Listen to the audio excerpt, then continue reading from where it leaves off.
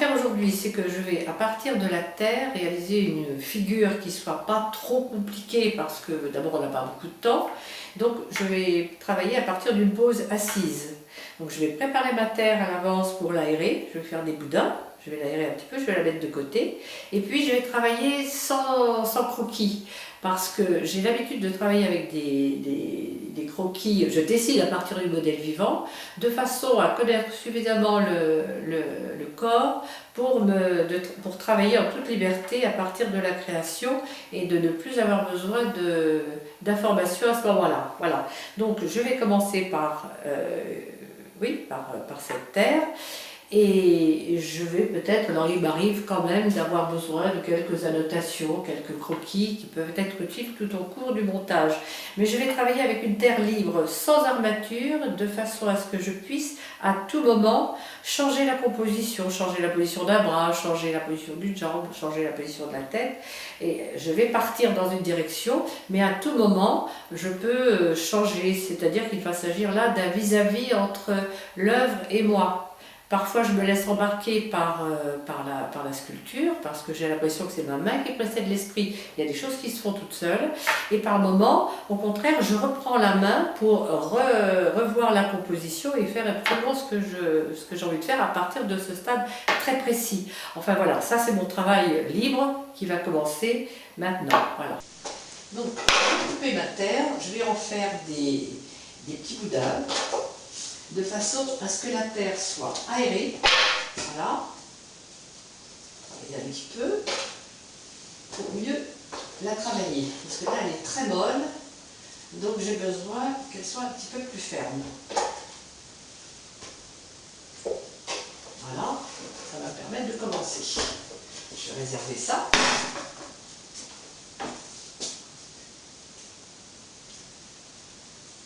Voilà. Voilà. Pendant que je vais commencer à travailler, la terre va s'aérer. Voilà, alors je vais positionner le début de ma sculpture, qui va être ici, le centre, et je vais commencer à préparer, en quelque sorte, un noyau.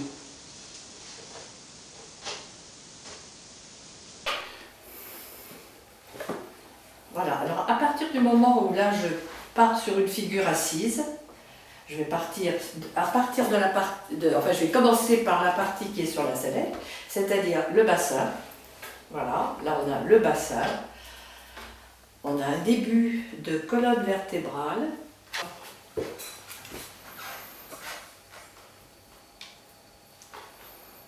Donc j'ai tendance à prendre la terre et à la remonter tout le temps parce que par le poids, la terre s'effondre tout naturellement. Donc quand j'ai commencé à travailler comme ça, je marque la ligne du dos, déjà le départ des deux fesses, je dessine et je tourne. J'ai le profil et là je peux commencer à travailler l'autre partie parce qu'en fait c'est une technique qui correspond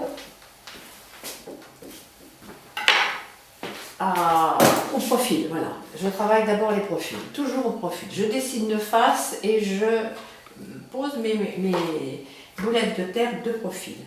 Voilà, je tourne, je regarde dans mon miroir ce qui se passe derrière.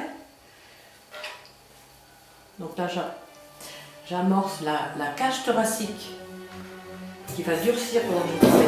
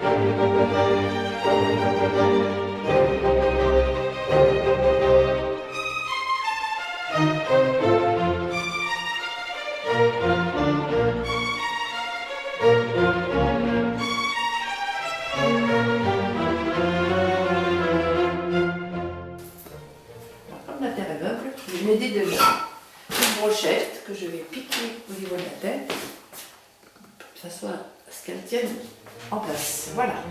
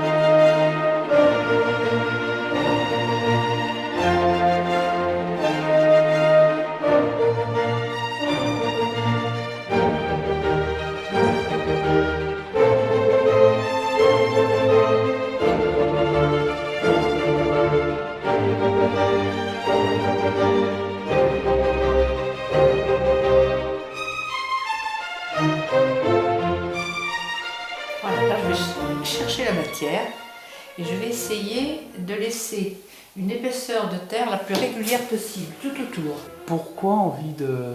Alors la terre, il faut la vider d'abord parce que pour la cuisson c'est mieux, ça évite les déformations.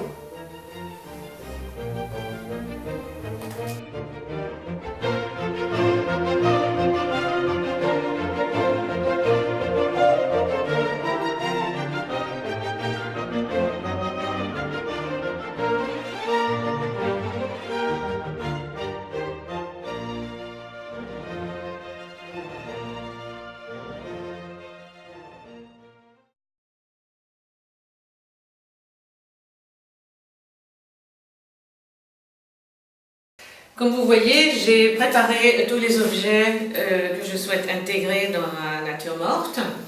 Il y a donc des éléments naturels et des éléments comme des verres ou des objets que je souhaite faire superposer dans ma composition et les mettre en relation pour qu'ils se valorisent mutuellement. Ça va devenir un jeu de courbes, un jeu de superposition, un jeu d'alternance entre les différentes formes. Je vais commencer par créer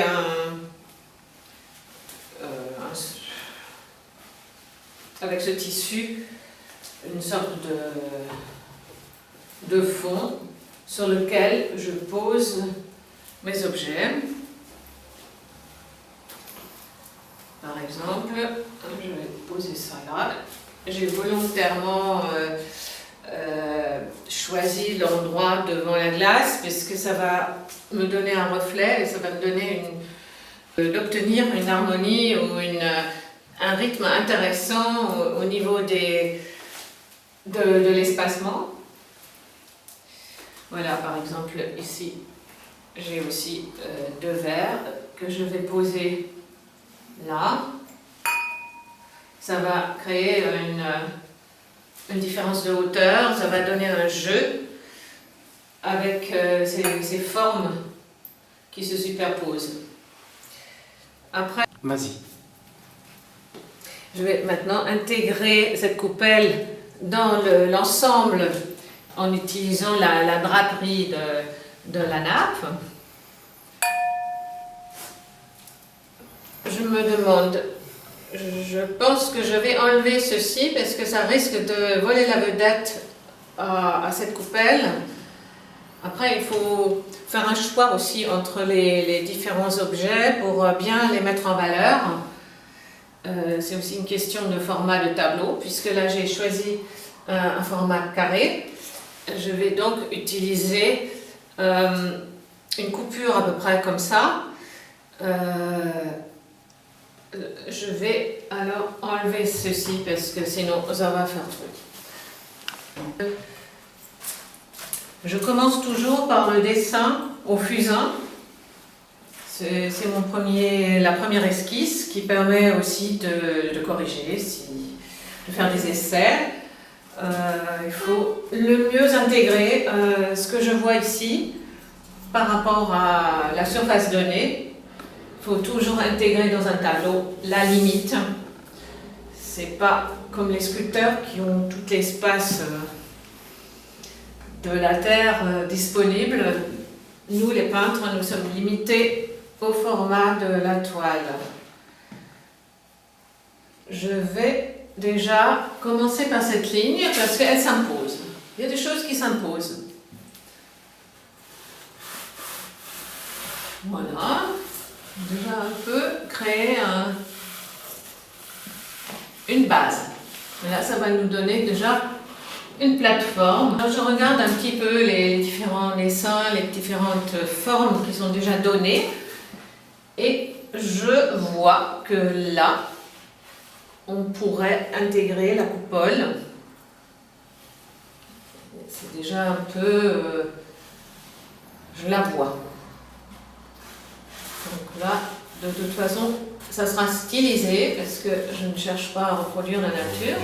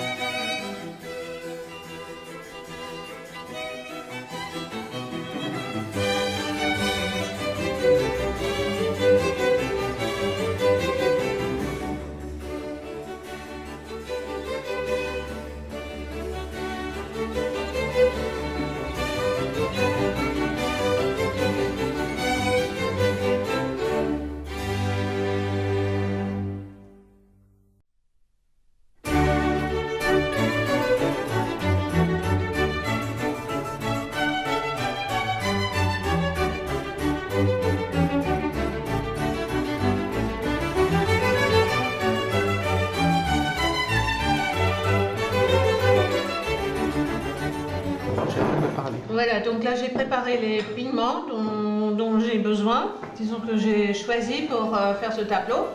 Ce sont des teintes marron, et après il y a le blanc et noir est toujours là pour plus ou moins éclaircir ou assombrir la teinte. Voilà, donc teinte un peu marron, ça va vers le rougeâtre et le jaune et l'orange. Je vais donc ces pigments mélanger avec mon liant de liant pour lier, comme le mot indique, liant. Ça lie les pigments au support, comme une colle. Et en même temps, ça me sert plus tard pour coller du papier ou pour apporter toutes sortes de collages ou des objets ou des choses que je vais apporter en plus pour créer un relief. Voilà, ça se mélange et cette pâte qui est blanche, elle va devenir transparente en séchant. Et tout ça, ça se mélange à l'eau. Et c'est pour ça que je travaille à plat à ce stade.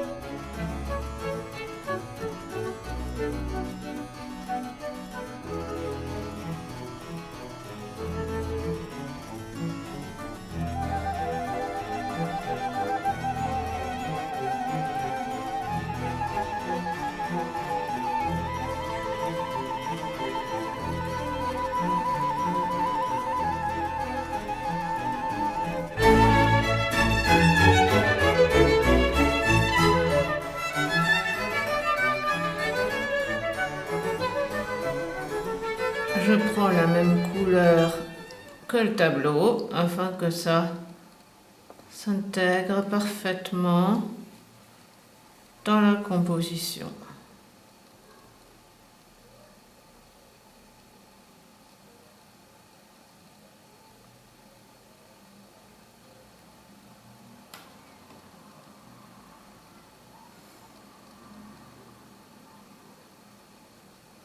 Voilà une signature de la main de l'artiste.